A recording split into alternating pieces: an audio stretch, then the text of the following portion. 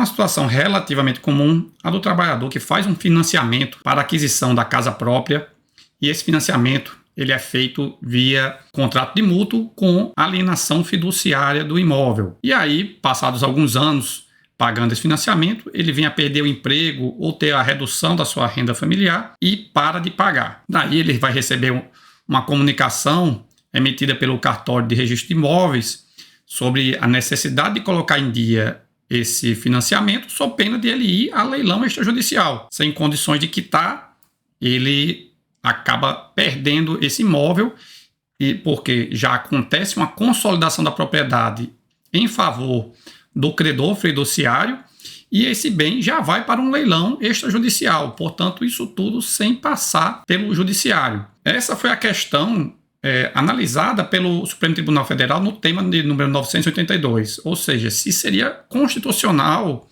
uma pessoa perder a posse ou a propriedade do seu imóvel sem haver uma prévia decisão judicial, ou seja, por um procedimento extrajudicial. Para análise do caso, o STF considerou o artigo 5º da Constituição, inciso 33, que diz que a propriedade tem que atender a sua função social, e no inciso 54 diz que ninguém será privado da liberdade ou de seus bens sem o devido processo legal.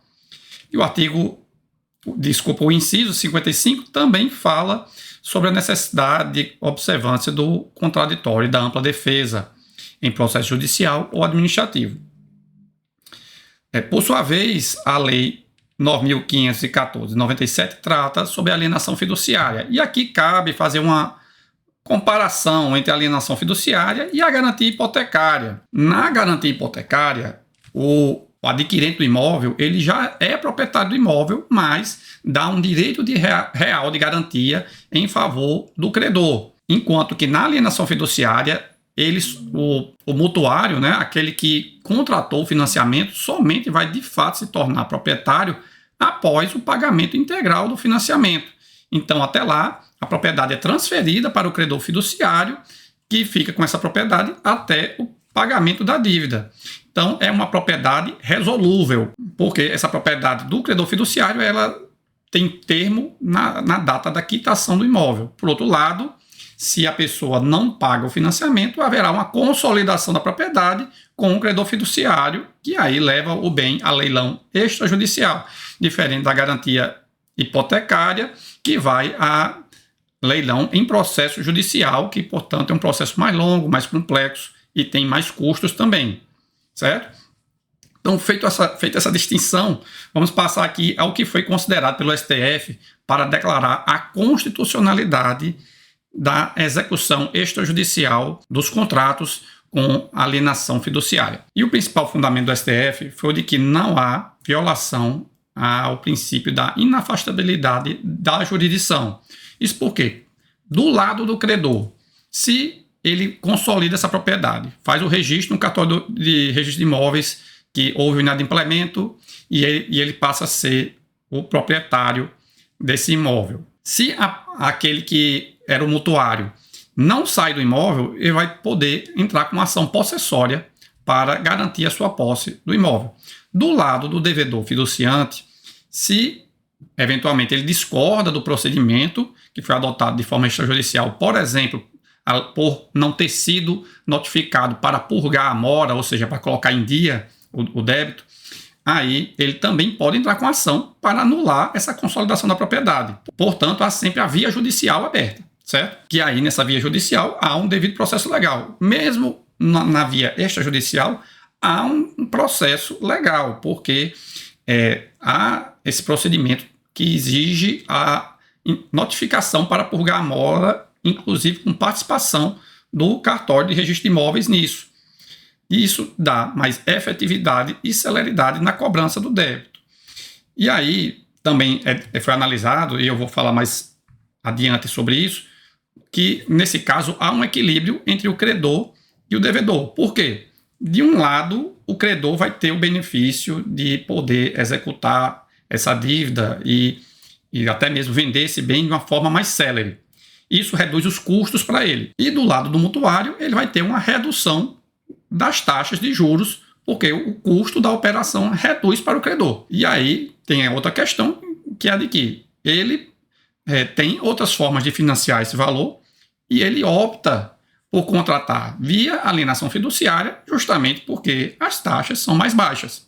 Então, há uma voluntariedade da contratação. Outra questão que foi levantada foi de que há uma ampla experiência internacional na realização de execuções extrajudiciais. E o relator do caso apresentou, que foi no caso o ministro Luiz Fux, apresentou uma longa lista de países que fazem execução extrajudicial. E o ministro relator, Luiz Fux, entrou também na questão da análise econômica do direito e desjudicialização como tendências. A análise econômica do direito é uma área de estudo do ministro que, inclusive, tem livro publicado sobre o assunto, e ele destaca a importância de redução dos custos processuais.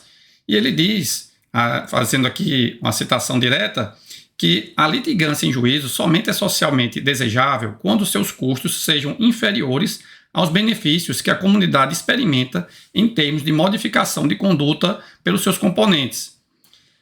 Ou seja, ele entende que a ação judicial somente tem razão de existir se os custos dessa ação superam os benefícios da existência desse instrumento processual.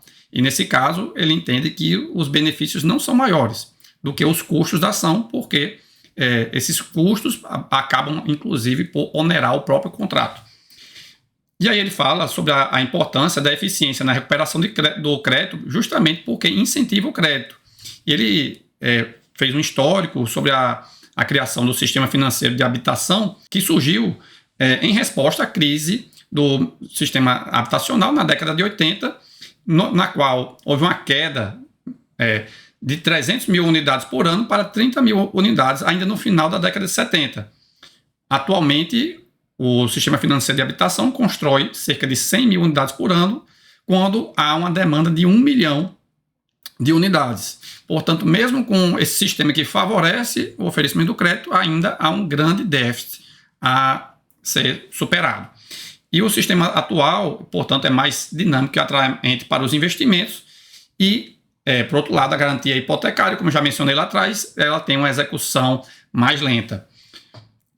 E ainda, prosseguindo, ele falou sobre os efeitos disso no mercado de trabalho, dizendo que a construção civil representa 8% do PIB nacional, ou 66% dos investimentos totais do Brasil, com 4 milhões e 400 mil empregos formais. Em 2017, 97% dos financiamentos foram feitos com alienação fiduciária, o que foi um aumento, vamos dizer, exponencial desde 2007, quando era de apenas 0,1%. Isso porque, nesses contratos, se dá mais segurança jurídica e estabilidade econômica ao credor, porque ele sabe que, se houver inadimplemento, ele vai conseguir recuperar o imóvel rapidamente e poder voltar a oferecer esse bem no mercado.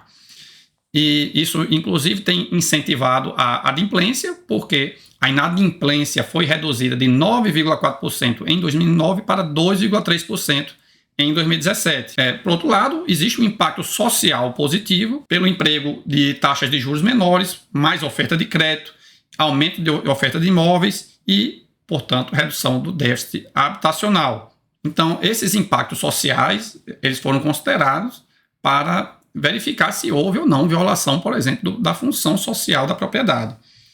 E, por fim, foram destacados precedentes do STF, sobretudo o tema número 249, no qual já foi declarada a constitucionalidade do Decreto-Lei 70 de 66, que tratava sobre a execução extrajudicial de garantia hipotecária. Então, já essa norma mais antiga, lá de 1966, já previa a execução extrajudicial de garantia hipotecária, já tinha sido declarada a recepção pela Constituição de 88. Então, o STF reafirmou essa linha de entendimento dele para fixar a tese no sentido de que é constitucional o procedimento da Lei 9.514/97 para a execução extrajudicial da cláusula de alienação fiduciária em garantia, haja vista sua compatibilidade com as garantias processuais previstas na Constituição Federal. E se vocês gostaram desse conteúdo, inscrevam-se no canal e ativem as notificações para serem notificados dos novos vídeos. O canal ainda é muito pequeno, o YouTube ainda não consegue distribuir o conteúdo, então é importante que vocês também cliquem no botão de curtir para ajudar a difundir o conhecimento. Muito obrigado e até a próxima.